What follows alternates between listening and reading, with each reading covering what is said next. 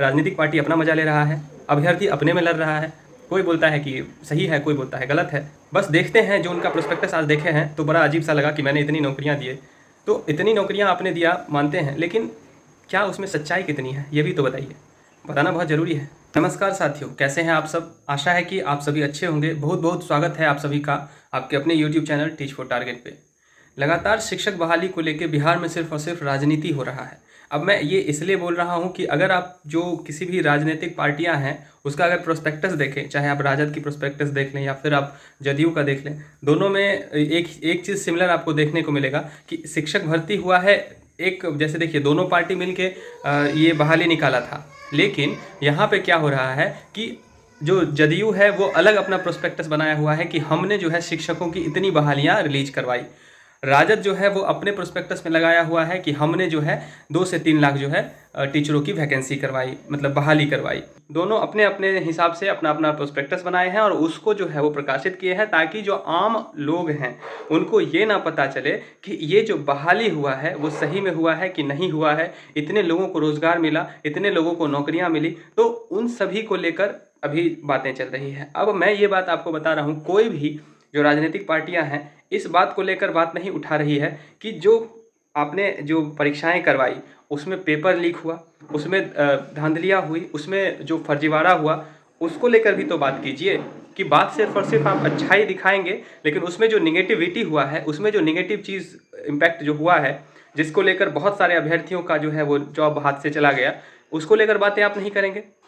तो आप इन सभी चीज़ों को भी ज़रूर देखिए, क्योंकि आप सभी अभ्यर्थियों को लेकर चलिए, आम जनता को लेकर चलिए। प्रोस्पेक्टस के हिसाब से आप उसको दिखा रहे हैं कि हमने इतनी बहालियां दी, हमने इतने नौकरियां दिए, लेकिन उसमें कितना जो ज़मीनी स्तर पे कितनी आपने नौकरियां दी है बिहार के लोगों को, उसको लेकर आप ज़रूर बात उठाइए, उसको लेकर आप ज़रूर बताइए।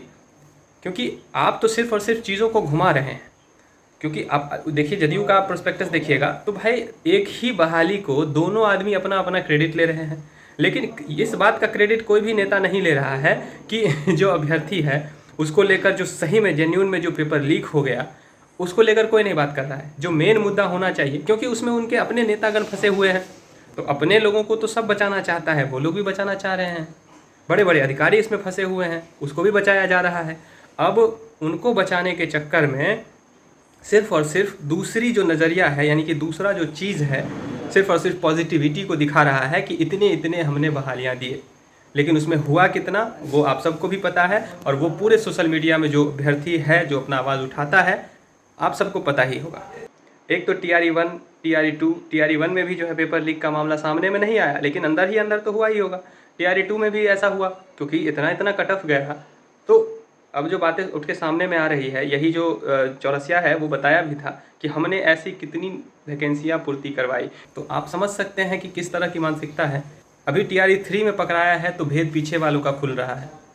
मानते हैं बहुत सारे ऐसे भी अभ्यर्थी होंगे जो सही तरीके से अपना जॉब लिए होंगे, हम उन अभ्यर्थियों को टारगेट नहीं कर रहे हैं, हम टारगेट उसको कर रहे हैं जो गलत तरीके से, फर्जीवाड़ा तरीके से एग्जामिनेशन दिए, अपना सिलेक्शन लिए और अभी जॉब कर रहे हैं और सैलरी भी उठा रहे होंगे। उनको तो पकड़ना जरूरी है ना, क्योंकि उनके चक्कर में क्या हो रहा है, जो आम अभ्यर्थी है, हम लोग जैसे अभ्यर्थी हैं, वो लोग उन लोगों का सिलेक्शन नहीं हो पाया, उन लोगों को रोक दिया गया। तो इस बात को समझने की ज़रूरत है। बहुत सारे अभ्यर्थी कमेंट के माध्यम से बताते रहते हैं कि कुछ से कुछ बोलते रहते हैं, तो थोड़ा बोलिए भी तो सही से बोलिए, कि कम से कम समझिए सामने वाला क्या कहना चाह रहा है, किस बातों को बता रहा है, उसको आप लोग समझिए। कुछ भी आके मत बोल दीजिए, समझिए। जो मानते हैं कि बहुत सारे उसमें ऐसे भी होंगे, होगा तो मैं आपको बोलूँगा तो वो ख़राब भी लगेगा। जो फर्जीवाड़ा से गए होंगे उनको बता रहा हूँ, पिछले बार जिनका सिलेक्शन हो गया उनको इस बात का डर सता रहा है कि अगर TRE2 रद्द हो गया तो फिर मेरा क्या होगा, कैसे हम फिर से सिलेक्शन लेंगे। तो इस बात को लेकर बातें चल रही है। तो देखिए, आप जो भी सही तरीके से जो गए होंगे TRE2 में भी, TRE1 में भी, उनको तो डरने की ज़रूरत ही नहीं है। उनको डरने की क्या बात है, वो तो गए, उनका सिलेक्शन हो गया, उनको नहीं डरने की बात है। डरना उसको है जो फर्जीवाड़ा तरीके से गया है, जो गलत तरीके से। और मैं भी मानता हूँ कि वही लोग ऐसे कमेंट कर रहे होंगे जो गलत तरीके से गए हैं। जो सही तरीके से गए हैं वो तो निश्चिंत हैं, उनको क्या दिक्कत हो रहा है, उनको तो कोई दिक्कत नहीं है। जो कमेंट मैं देखता हूँ ना उस तरह का, तो मैं समझ जाता हूँ कि ये बाबू फर्जीवाड़ा वाला अभ्यर्थी है और इसीलिए ये ऐसा ऐसा कमेंट कर रहा है। जिसको खुद के बलबूते पे अगर जॉब निकालना है तो उसको क्या, किस बात का डर होगा। डर उसी को होता है जो गलत तरीके से जाता है, क्योंकि उसको ये नहीं पता होता है कि अगले बार क्या हम इस फर्जीवाड़ा तरीके से घुस पाएंगे कि नहीं घुस पाएंगे, ये उनको पता नहीं होता है। तो यही कारण है, समझिए क्या चल रहा है खेला। गलत तो खुल ऐसे दिख रहा है ना, खुला खुली दिख रहा है कि कितना बड़ा फर्जीवाड़ा हुआ है, कितना बड़ा कांड हुआ है, लेकिन इसको लेके कोई भी आपको चैनल पे नहीं दिखेगा ये चीज़।